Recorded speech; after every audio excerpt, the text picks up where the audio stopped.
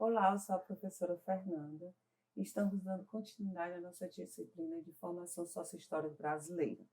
Hoje, estamos na aula referente à unidade 3, que vai tratar o Brasil em tempos de populismo.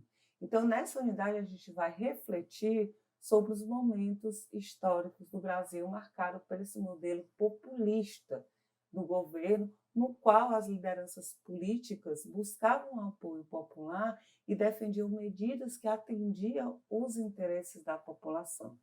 Né? Dentro dessas medidas tem industrialização, direitos, os brasileiros nesse período eles passaram a ocupar mais o espaço urbano, né? E a gente vai conhecer o que foi essa época do populismo, a chamada época do populismo na história do Brasil. Nós também iremos, né, temos objetivos de aprendizagem, que o primeiro é refletir sobre o estabelecimento da democracia no Brasil pós-Estado Novo. Outro objetivo de aprendizagem é analisar as principais políticas desenvolvidas pelos presidentes entre 1951 a 1964 e, por fim, compreender os movimentos de resistência às propostas governamentais e os interesses político-econômicos realizados. Vamos lá? Enfim, o que seria o governos ditos populistas? Vamos começar fazendo uma análise do contexto, né, desse período, o contexto histórico desse período envolvido. Né? Então, a gente vai começar a dizer, né, que no ano de 1939 eclodiu-se a Segunda Guerra Mundial, a guerra que se estendeu até 1945. Então, os Estados Unidos eles buscavam apoio buscavam aliados nessa guerra. Então, a princípio, né, o Brasil escolheu por permanecer neutro. Porém, né, depois que navios mercantes brasileiros foram, né, atacados por navios da Alemanha, né, do exército alemão, e também por uma pressão exercida pelos Estados Unidos para que o Brasil participasse da guerra ao lado dos aliados, e ele utilizou, né, como moeda de pressão um empréstimo que foi feito para o Brasil, né, na ocasião da construção da siderúrgica da Vale Redonda. E por esses dois motivos, tanto o ataque aos navios mercantes brasileiros e tanto essa pressão, né, muito mais a pressão exercida pelos Estados Unidos, o Brasil resolveu entrar na guerra e ele declarou guerra ao eixo, que eram os países compostos pela Alemanha, a Itália e o Japão, no dia 21 de agosto de 1942. Então, nesse mesmo ano, foi enviado para a Itália em torno de 25 mil pracinhas da Força Expedicionária Brasileira, a conhecida FEB. Então, durante o conflito, foram mortos 454 brasileiros que foram sepultados em terras italianas. Em 1943, foi lançado o Manifesto dos Mineiros. E o que era esse Manifesto dos Mineiros? Eles denunciavam a contradição do Estado Novo a apoiar países de tradição democrática liberal na Segunda Guerra Mundial e, ao mesmo tempo, né, internamente, eles adotarem um estilo de governo ditatorial.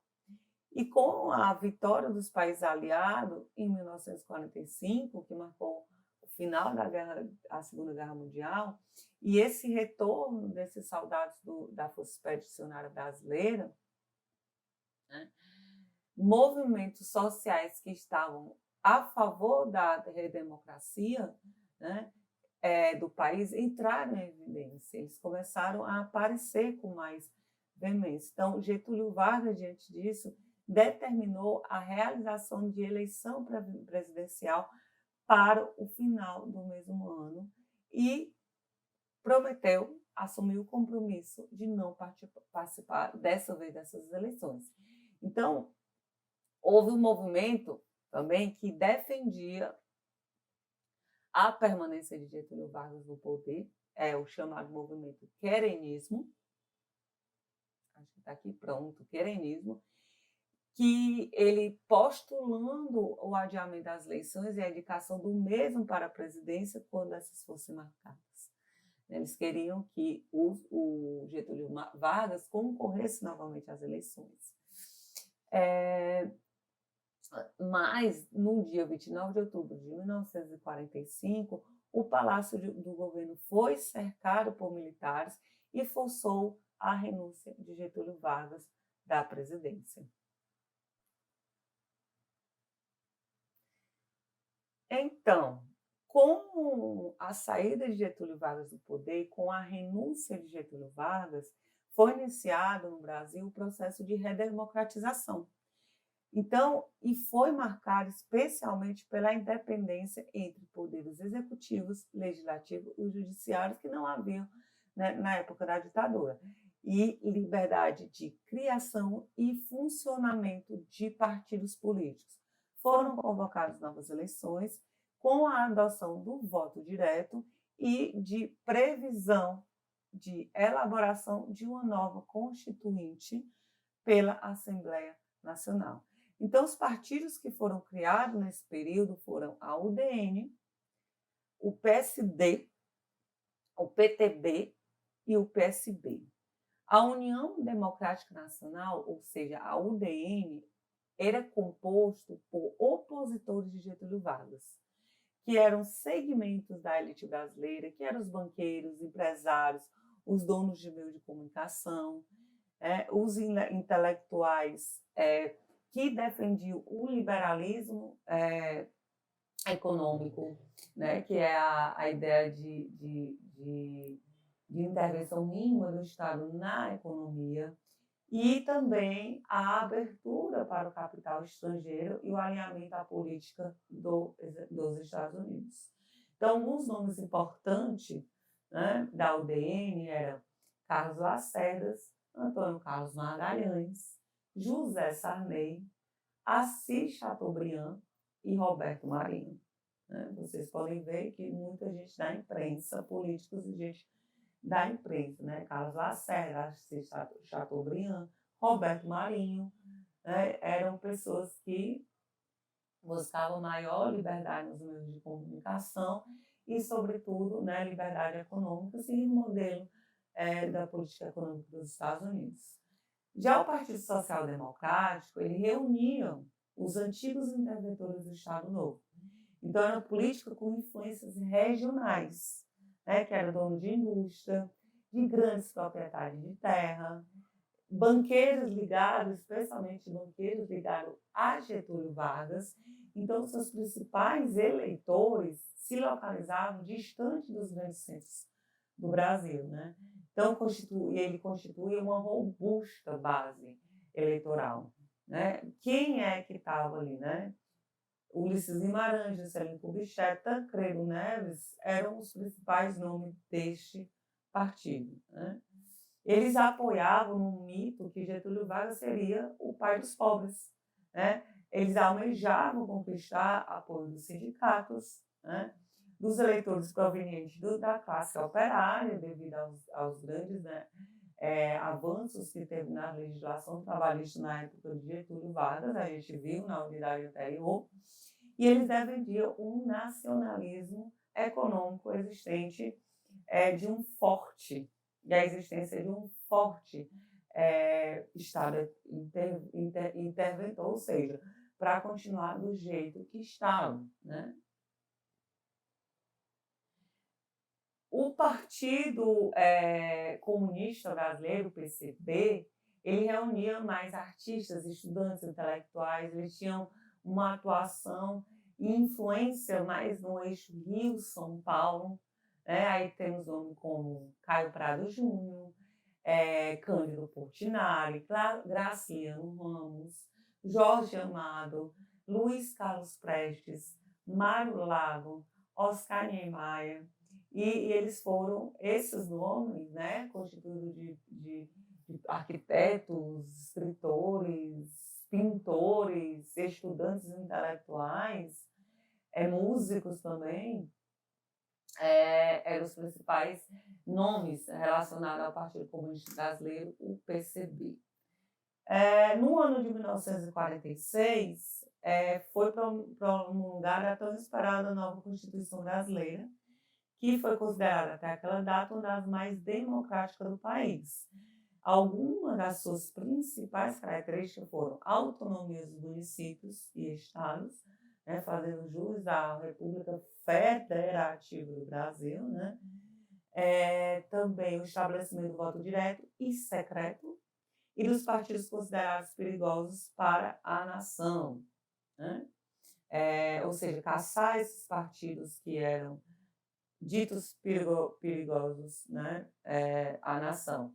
A determinação do mandato presidencial de 5 anos e o estabelecimento de liberdades individuais e liberdade da imprensa, partidária e associações de classe. Então, o populismo no Brasil, e o surgimento dos novos sujeitos políticos. Continuamos, Então, com o processo de redemocratização instaurado no país, os presidentes assumiram o poder entre 1945 até 1964, quando teve a ditadura, agora a ditadura militar, foram denominados de populistas. Então, por quê? Porque eles adotavam um estilo no qual o líder se dirigia ao povo de uma maneira muito carismática, de uma maneira popular. Eles utilizavam os inúmeros meios para a obtenção de apoio do povo. Em um contexto em que o segmento das classes da sociedade brasileira procuravam estar participando ativamente das questões políticas. Então, após a deposição de Getúlio Vargas, 2 nomes ganharam destaque nas eleições presidenciais, que foi Eurico Gaspar Dutra, do PTB, e PSB, uma coligação, o Eduardo Gomes, da UDN. Então, com o apoio de Vargas, quem venceu as eleições foi o Eurico Gaspar Dutra e passou a administrar o país a partir de 1946.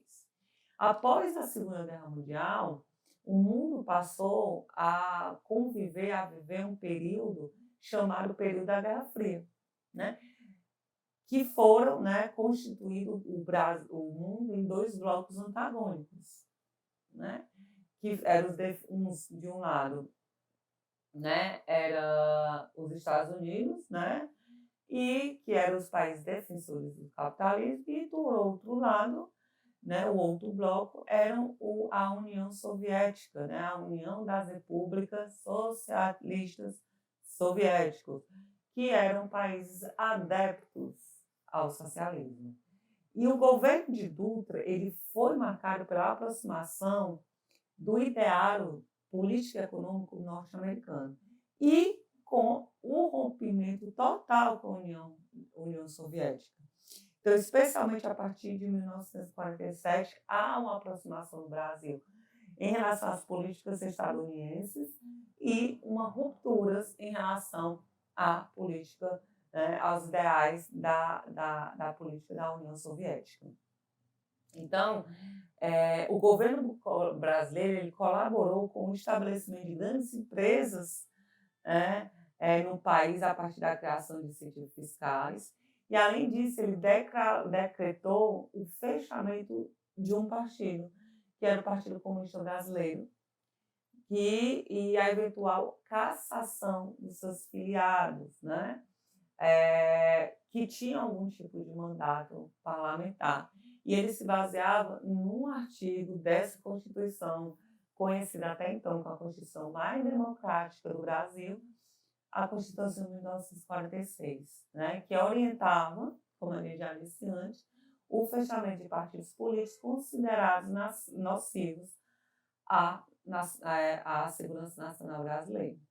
Então, o marco da aproximação do Brasil e Estados Unidos foi a realização, em 1947, na cidade de Petrópolis, no Rio de Janeiro, na zona serrana do Rio de Janeiro, da Conferência Interamericana de Manutenção e Paz e Segurança do Continente. esse evento, ele contou com a participação, né, do então presidente dos Estados Unidos, que era o Truman, né, e teve o desfecho com a assinatura do Tratado Internacional de Assistência Recíproca, né?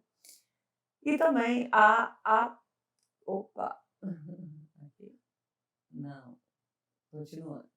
Então, com a aprovação da Constituição Brasileira de 1943, foi trazida a promessa de um restabelecimento da democracia de caráter representativo e também das relações políticas nas instituições públicas brasileiras. Porém, Dutra articulou junto com os setores conservadores, né, da sociedade brasileira uma espécie de acordo interpartidário, né, que envolvia em especial o PSD e a UDN. Então, a intenção dessa coligação era constituir uma base de sustentação governamental.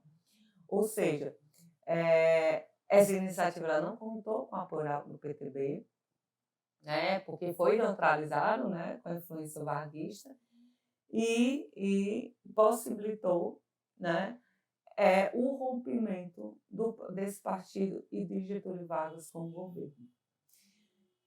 Uma das... Aí temos aí... Opa! Aqui ainda. Das principais iniciativas do governo de Dutra foi a criação do Plano SALT, que tinha a saúde, a alimentação, o transporte e a energia como prioridade do governo. Aí a sigla SALT, né? Saúde, alimentação, transporte e energia.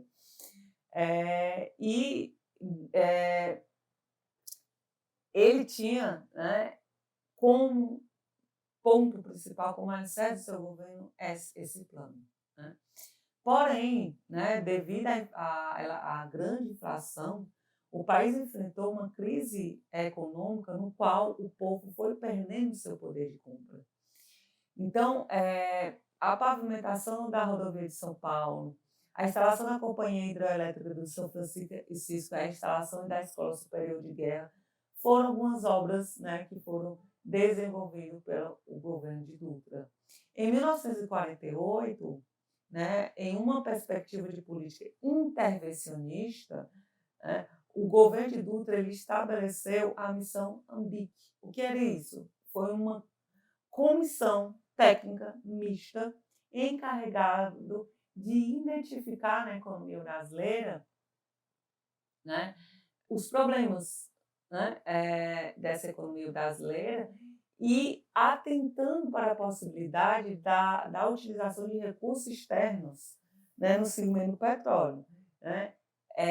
Em 1948, ainda, né, foi iniciada a campanha Petróleo é Nosso, que foi resultante de manifestação de julho de 1948 na capital do país, em oposição ao projeto de governo do governo Dutra, junto ao Congresso Nacional, que postulava a privatização do petróleo através do Estatuto do Petróleo. Então, com o apoio dos partidos, né, do PTB, PCB, PSB, Getúlio Vargas retornou à presidência da República por meio de voto popular e venceu as eleições no dia 3 de outubro de 1950, conquistando 48,7% dos votos, né? O pleito foi contestado pela UDN, né? Mas em janeiro de 1951, Vargas foi diplomado a presidente pelo Supremo Tribunal Superior Eleitoral. Então, visando garantir uma base política para apoiar as iniciativas do seu governo, o Getúlio distribuiu os ministérios, né, entre os partidos, né? Ficou com o PTB, o Ministério das Relações Exteriores, o PSB da Educação e da Saúde, da Aviação e das Obras Públicas, o PSP, e da Agricultura ficou a cargo da UDN. Então, o retorno de Vargas para o poder, ele representou a retomada política nacionalista e intervencionista no Brasil. Então, foi apresentado um plano de reaparelhamento econômico que foi destinado a promover o desenvolvimento do setor siderúrgico, químico, energético, de transporte e de agricultura. Porém, o Vargas teve que enfrentar um desafio. O desafio era o desafio da inflação. E como é que ele fez isso? Ele recorreu a empréstimo no exterior. Ele pregava uma política nacionalista, mas correu e foi buscar empréstimo, né, nos Estados Unidos. E recebeu um não dos Estados Unidos. Né? E, diante disso, a medida tomada pelo governo foi o aumento dos impostos para 15%. Né? Então, esse governo de Getúlio Vargas, nessa fase do governo de Getúlio Vargas, a retomada, a volta de Getúlio Vargas, ele foi marcado pela criação da Petrobras, da Eletrobras, de estatais, né, vinculadas ao setor energético. Né? Ele também, Vargas, naquele período, né, se colocava contra a exploração das riquezas brasileiras, né, praticada por filiais das empresas dos Estados Unidos, né, que estavam aqui instaladas, e por meio da atuação dessas filiais, boa parte do lucro aqui conquistado era enviado para os Estados Unidos. Então, o governo varguista foi marcado pela retomada da política trabalhista, né, que tinha a intenção de consolidar uma autêntica democracia social e econômica, e diante disso, né, João Goulart foi nomeado ao ministro do Trabalho.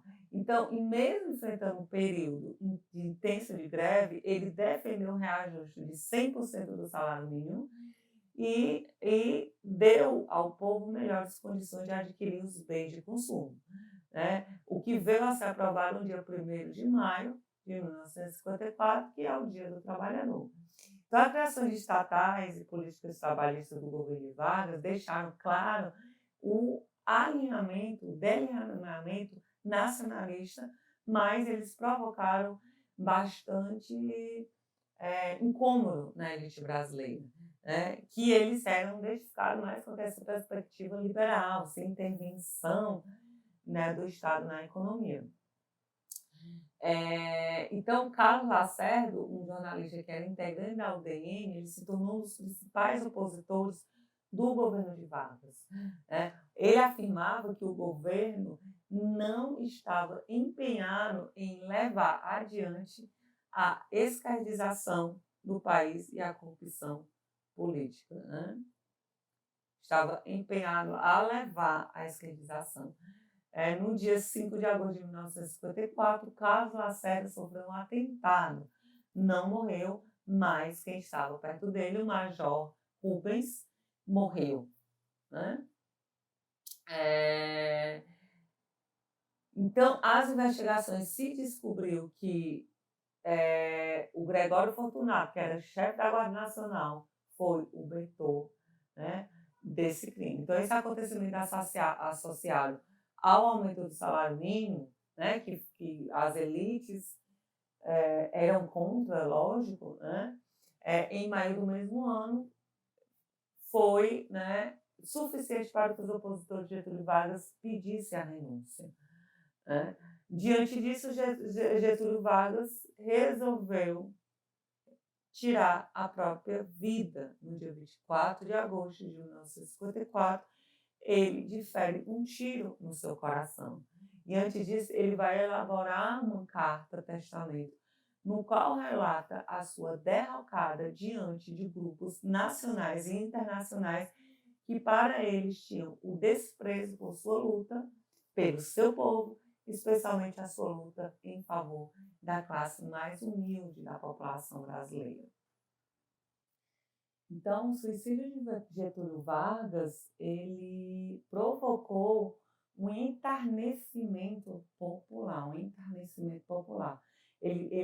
Aí Vargas passou a ser visto como herói nacional e seus opositores passaram a ser hostilizados, o que inviabilizou qualquer possibilidade de golpe de Estado. Diante disso, Café Filho, o vice-presidente, assumiu a presidência do país.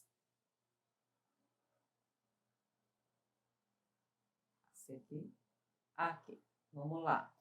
Aí a gente entra na década de 50, né, 5 anos em um, né, o processo de urbanização.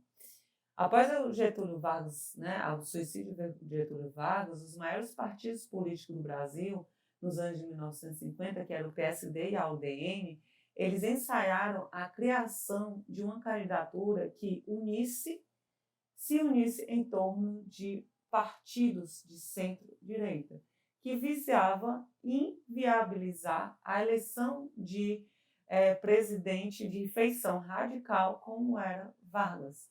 Então, ele tinha esse intuito, não foi adiante, porque o PSD resolveu, em fevereiro de 1955, lançar uma candidatura própria, que foi Juscelino Kubitschek a cargo de presidente.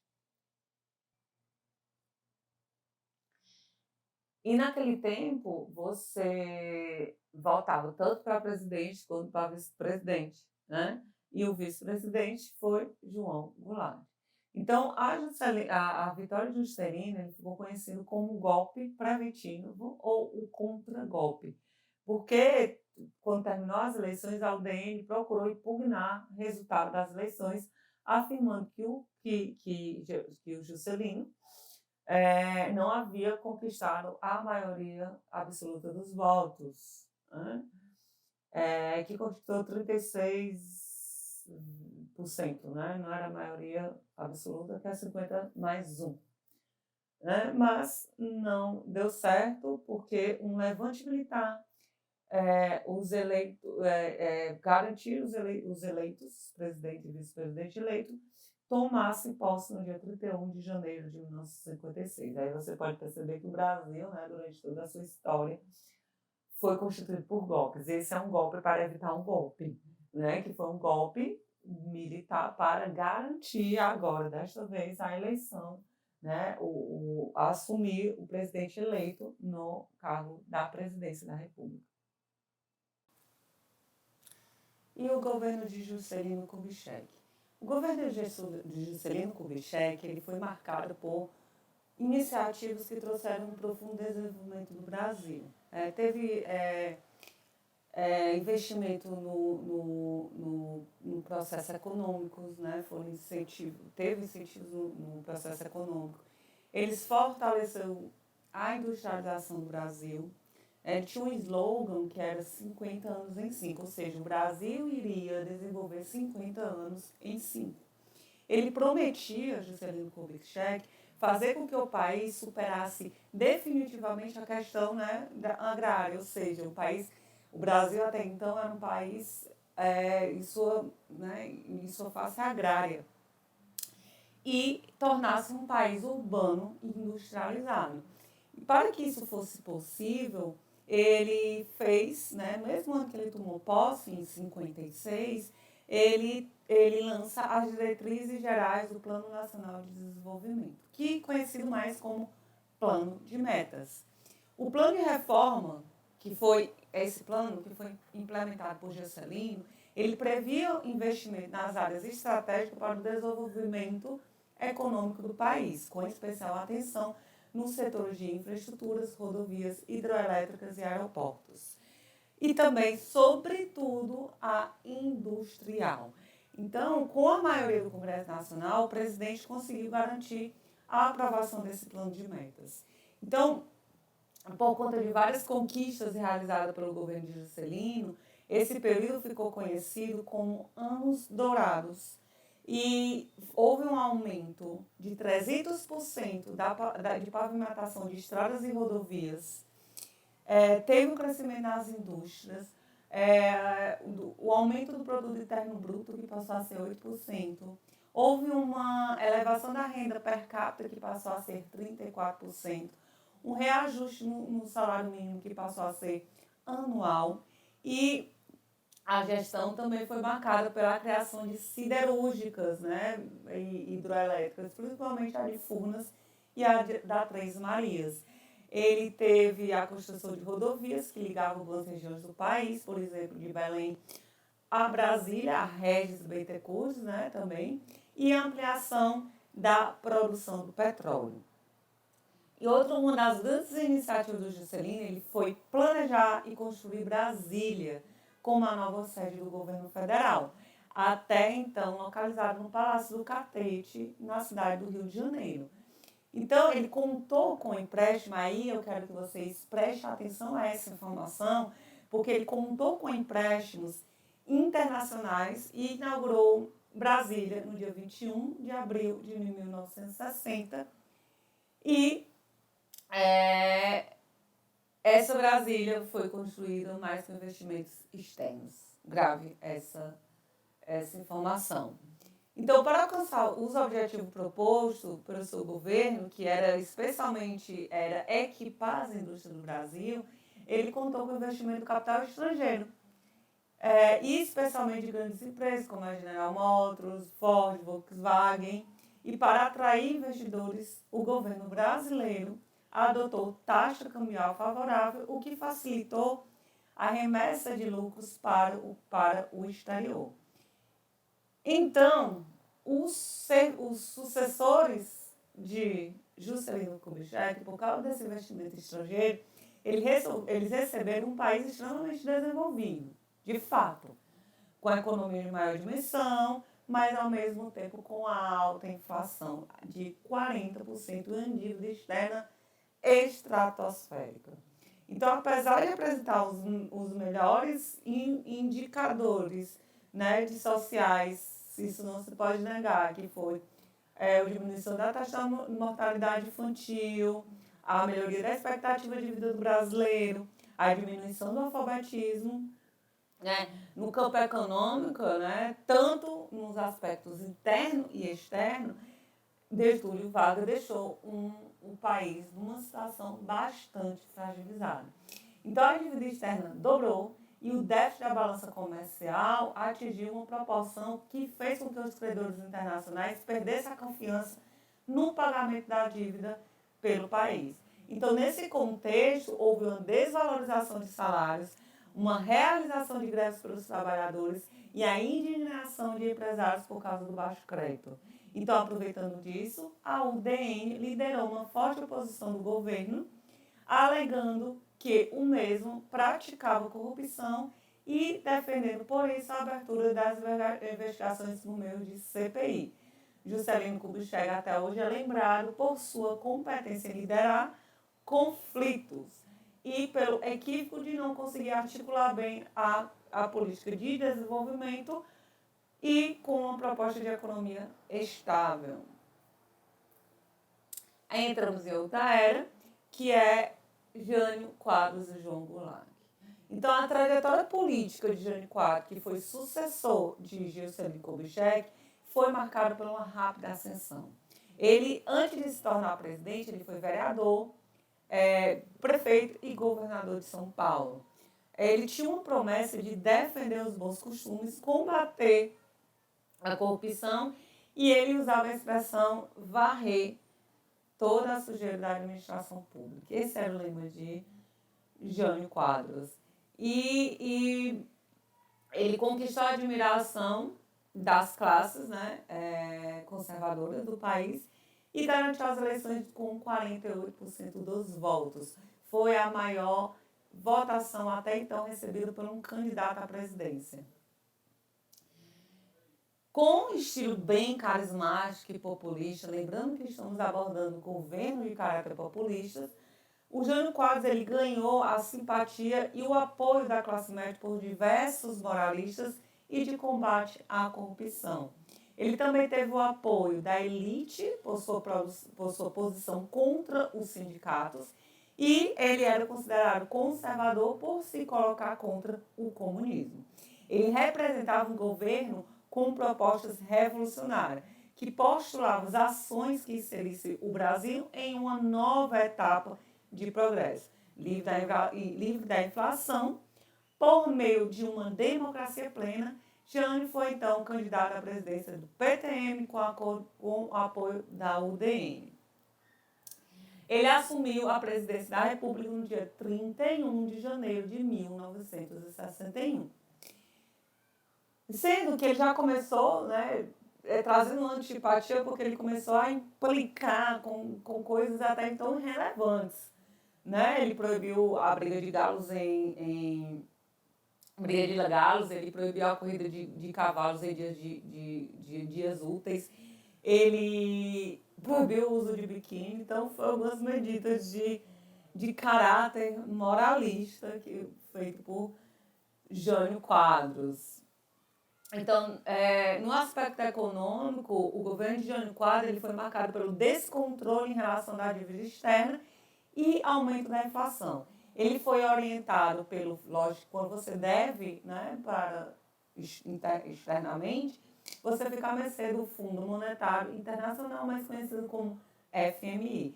Então, ele foi orientado pelo FMI e decretou o congelamento de salários, a restrição de crédito e a desvalorização da moeda brasileira.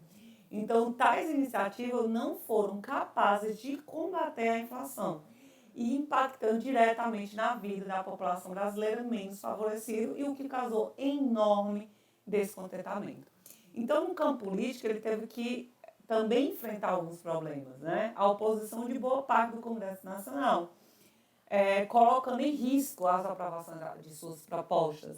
Então, quanto à política externa, inicialmente ele defendeu uma posição neutra com relação tanto aos países defensores do capitalismo liderado pelos Estados Unidos, como os países socialistas que eram representados pela União Soviética. Mas ele passou a ser visto com maus olhos pela elite por sua aproximação de líderes da esquerda, especialmente Fidel Castro e Che Guevara, que eram os líderes do movimento socialista na América, principalmente na América do Sul. E esses, Che Guevara e Fidel Castro, inclusive, ele foi condecorado com a Ordem do Cruzeiro do Sul, que é uma das maiores honrarias nacional, né? O Che Guevara, desculpa. Então, ele se comprometeu em aprimorar as condições de vida da maioria da população e logo, né, passou a ser conhecido como uma personalidade autoritária, chegando a desagradar, inclusive, empresários por conta das suas reduções de crédito com a justificativa que precisava diminuir as despesas. Então, diante do descontentamento e da pressão proveniente de vários setores e vários segmentos da sociedade brasileira, especialmente dos setores conservadores, como militares e políticos da UDN, Jânio resolveu renunciar, renunciando, à presidência da República no dia 25 de agosto de 1961. Então, quer dizer que Jânio Quadros ele ficou no poder apenas por 8 meses, né? 7 meses, mais ou menos. Então, com esse ato, ele imaginava que seria reconduzido pelo cargo, pelo popular, o que não aconteceu. E isso não foi possível, né? Ele achava que o povo ia recolocar ele no poder. Então, com a renúncia do presidente, naturalmente o cargo deveria ser transferido para o vice-presidente João Goulart, que naquele momento se encontrava em missão diplomática na China. E diante disso, o deputado Ranieri Mazzilli, que era o então presidente da Câmara dos Deputados, ele assumiu interinamente a presidência da República. E os ministros e políticos da UDN se articularam para impedir a posse de João Goulart. O Exército, a Marinha e a Aeronáutica se apoiou no discurso de segurança nacional e estabeleceram veto à posse. Em reação, o Leonel Brizola, que era então governador do Rio Grande do Sul, lançou a campanha pela legalidade e defendendo a continuidade do governo com João Goulart. A aprovação do sistema parlamentarista foi a condição para que João Goulart assumisse a presidência. Então, o sistema foi instaurado, o parlamentarismo foi instaurado no Brasil pelo ato adicional à Constituição de 1946 e aprovado no dia 2 de setembro de 1961. E, apesar disso, João Goulart assumiu a presidência no dia 7 de setembro de 1961 e o Brasil passa a ser governado pelo primeiro-ministro, que é característica de um governo parlamentarista. O parlamentarismo, enquanto existiu no Brasil, teve um período, no período de 1961 a 1963, eram 3 gabinetes liderados pelos seguidores e primeiros ministros Tancredo Neves, Brochado de Rocha e Hermes Lima. Então, a realização em novembro de 1961 do primeiro Congresso de Lavradores de Belo Horizonte reuniu 1.600 participantes, que é o surgimento da CGT, que é a Central Sindical sob o controle do Partido Comunista Brasileiro, e o lançamento do Estatuto do Trabalhador em 1962, que entendia os benefícios sociais para trabalhadores no campo, foram acontecimentos relevantes nos tempos do parlamentarismo. Em setembro de 1962, o Celso Furtado foi nomeado para o Ministério Extraordinário para o Planejamento. O mesmo criou o Plano Trienal com a intenção de preservar as taxas de crescimento da economia brasileira e diminuir a inflação. Como meta estabelecida, uma taxa de crescimento econômico por volta de 7% ao ano e a redução da inflação de 50% para 10% ao ano em 1965. Essa proposta de Celso Furtado, ele se caracterizou por uma postura econômica intervencionista, ao propor nacionalizar as empresas prestadoras de serviço público, regulamentar remessas de lucro para o exterior, criar a FUNAP, que era o órgão destinado a controlar os preços dos produtos. A continuidade do regime parlamentarista, conforme o ato adicional, ia depender de um plebiscito a ser realizado no ano de 1965. Porém, em maio de 1962, na cidade de Volta Redonda, João Goulart já lançou uma proposta de reformas de base e uma das estratégias para o apoio ao retorno do presidencialismo. Então, diante a insatisfação em relação ao sistema parlamentarista e expressões sobre o Congresso Nacional, o plebiscito foi antecipado para o dia 6 de janeiro de 1963 e, no referido dia, o retorno do presidencialismo venceu com 80% dos votos por parte dos eleitores. Enquanto retornava o sistema presidencialista no Brasil, o Brasil enfrentava outra crise, que era uma crise econômica marcada pelo aumento da dívida externa, que começou aonde? Lá no governo do Juscelino Kubitschek, do descontrole da inflação e da queda do produto interno bruto. Então, tudo que se foi conquistado, na época dos anos dourados da economia do Brasil foi ruído, entrou em ruína.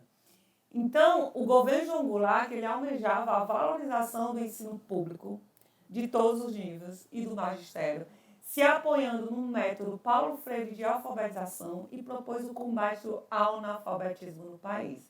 Além disso, ele visava uma reforma universitária, revogando a cátedra vitalícia.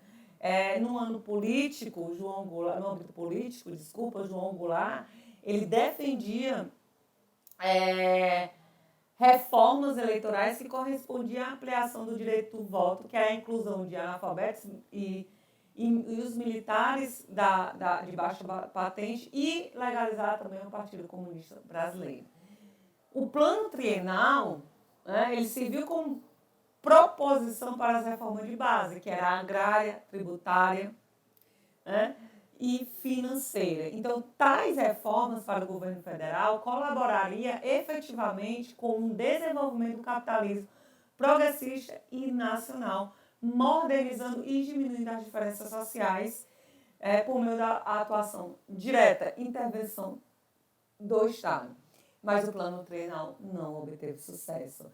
Ele foi considerado antiquado, ele foi considerado antipopular pelo sindicato e pelas lideranças de esquerda, e João Goulart não seguiu as diretrizes propostas por Celso Furtado no que diz respeito à contenção de déficit público, aprovando subsídio e aumento de salário além das metas. No Congresso Nacional, que tinha em sua maioria conservadores, não houve avanços dos debates das reformas propostas. Com relação à reforma agrária, por exemplo, havia duas propostas em estudo. O PTB, ele propunha a reforma agrária sem indenização, já o PSD, ele defendia uma reforma agrária com títulos da dívida pública, com restrição às grandes propriedades de terra improdutiva. Nenhuma dessas duas propostas foram aprovadas, o que configurou uma derrota de mudança na Constituição para viabilizar a reforma agrária. Então, diante dessa revolta, né, de segmentos de pronunciamentos de Carlos Lacerda, da UDN, ele solicitou a intervenção norte-americana na política brasileira. João Goulart solicita a decretação do estado de sítio em outubro de 1963, e esta proposta foi aprovada por várias forças políticas, fragilizando mais ainda as bases parlamentares de apoio do então presidente. Por exemplo, a aproximação do PSD e, por exemplo, a UDN. Essas derrotas conduziram a João Goulart a um enfrentamento direto com a direita política, que almejava o fim desse governo. Então, Goulart se aproximou de liderança da esquerda, que apontava como saída da crise política a realização de grandes comícios nas principais cidades brasileiras.